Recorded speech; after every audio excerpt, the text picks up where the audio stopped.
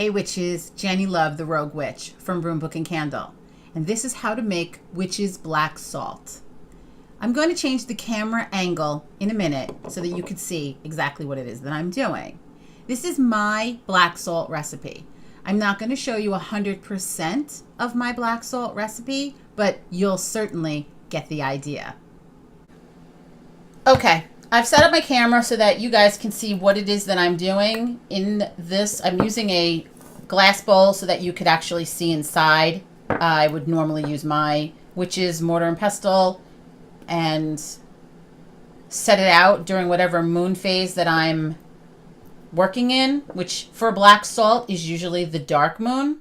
Obviously need trumps, moon. So if you needed black salt, you just make it. Doesn't matter what day, time, whatever that is, you just make it. The last time I made my black salt, I made it during the black moon in September, and I honored the goddess Lilith during that ritual, set it out during the black moon that evening, and took it in before the sun came up. So this is how I make my black salt. Again, there's many variations on black salt. You could use black salt to keep under your bed in a little bag to negate bad dreams. You can cast a line across your doorway and windows to keep out evil and avoid unwanted company. You can add a bit to floor washes to cleanse your home, your walkway, ritual area, to banish the negativity. You could add it to your bath water if you're feeling especially depressed and angry and negative. It would absorb and banish the negative feelings that you have within yourself. You can keep a bit on your person against your skin, or a bowl of it at work to keep away rude workers. You can add to war water or hot foot powder, graveyard dirt, rattlesnake salt for extra potency. But it's basically a banish, negative, send back, put it across your walkway, use it in banish spells, use it in war water, use it in the footpaths of your enemies to have them never come back. If you want to banish someone from your life when they walk away, you can sprinkle some of this in their footsteps, and hopefully you'll never see them again. So again, I create sacred space. However you create sacred space, that's what you should do. But I'm not, if you don't create sacred space, then don't. So I do like to do this during ritual. And whatever god or goddess I would be working with, whatever the moon phase is, for whatever my purpose is. So the first thing you're going to need is kosher salt. Any kosher salt will do. Any salt will do. If you have just whatever table salt, that's the point of witches. We use what we have. That's why most recipes call for iron pan scrapings. If you used to cook in a cast iron pan on the stove or on the fire, you would use those scrapings that were at the bottom of the pan, and you would save them. This happens to be ash and scrapings from a ritual fire. You could also use that as well. There's many different ways to get the blackness into the salt. I like to use my herbs and the ash from a ritual fire. You could also take your herbs and burn them on a charcoal, all of the herbs that you are looking to put in here, and you could burn them and make them into ash, and then use that and skip the step of having to use ash that you would get from a ritual fire. I like to keep the herbs not burnt. I want them in their whole form. That's just my preference. So again, I'm not going to show you my entire way of making black salt. I gotta leave something for myself there, kids. So anyway, The first one I use is burdock root. And you would just put a few pinches in.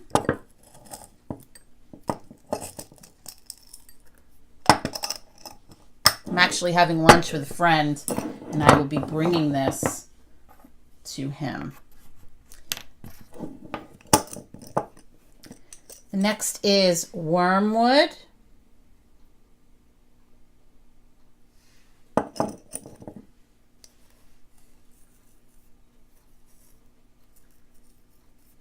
And while you're doing this, you know, for the camera, I'm sort of doing this fast for the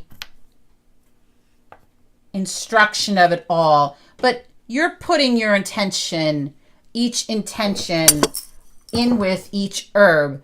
For burdock root, it's for protection and to ward off evil and for uncrossing. And for wormwood, it's also to banish negativity, divination, protection. You would be putting that energy in. The next one I use is rue. And this is protection from the evil eye.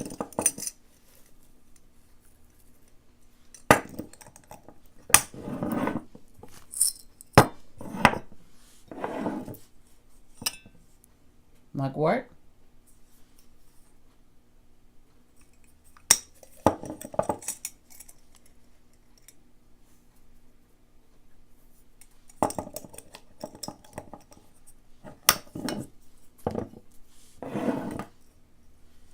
Root. This is also for uncrossing. My black salt is a little on the offensive. There's a lot of mirror qualities to the herbs that I use. If anyone is sending me something, I would like to send it back with this salt. And then brimstone dispels and prevents a hex, destroys an enemy's power.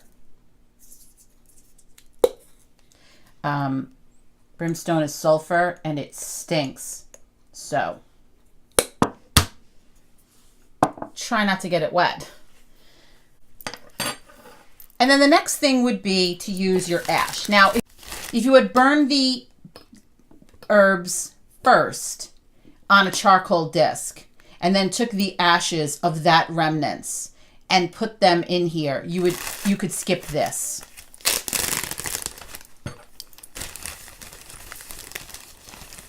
A little goes a long way when it comes to this ash. You just put some in.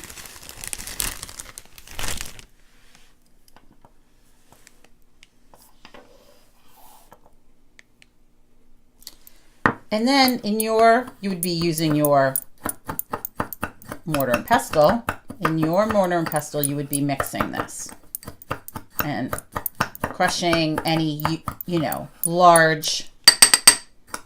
I won't use this. This is my organic 2 Chicks Apothecary mortar and pestle. I use that specifically with organic ingredients that are used specifically for your skin. So it's not my magical mortar and pestle, and I don't have anything that I wouldn't ingest go in that. I do feel like I need a little bit more of the ash, so I get some more. And again, you'd be crushing this and crushing the herbs. Some of the roots are a little thick.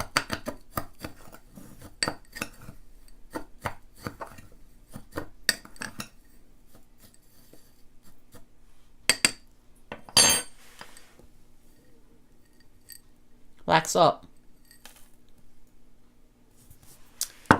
So, as I'm in ritual and making this black salt, I would then leave this black salt out under the dark moon and take it in before the sun comes up, and then I package it.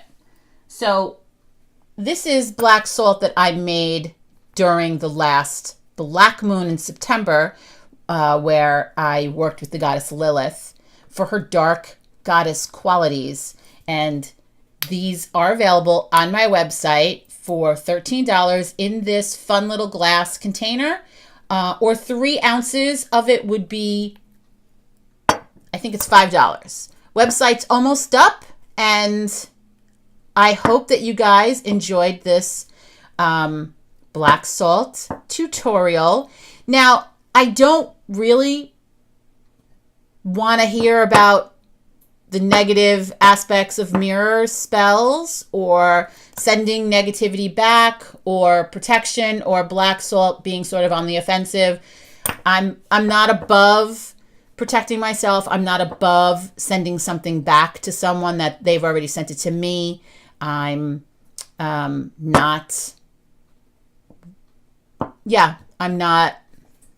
sort of not above that. And also, this is the way I make my black salt. There's a couple of ingredients that I did not put in here. That's, sort of personal and how I do that. But you could add essential oils, but know that the essential oils would make it a little pasty.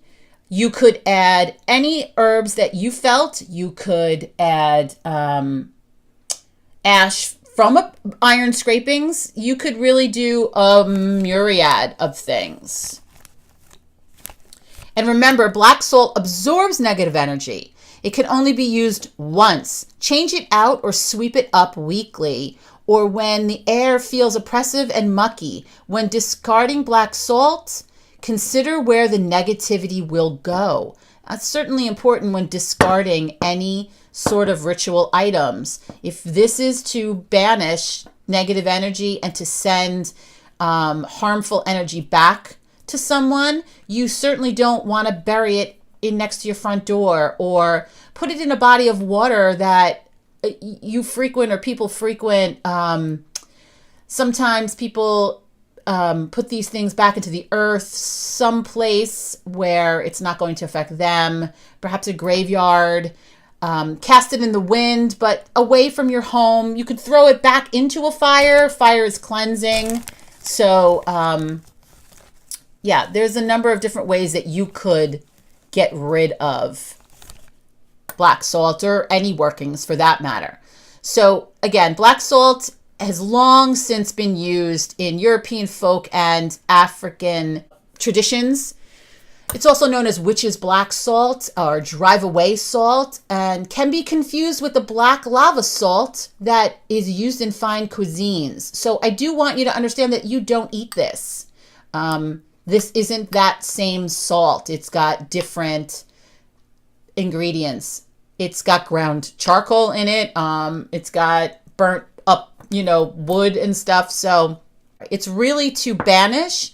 It's for protection. It's to mirror. And it's pretty badass. So anyway, this is Jenny Love. Thanks for watching. Please subscribe to my YouTube channel if you're not already subscribed. And you guys, as always, go get your witch on. Bye.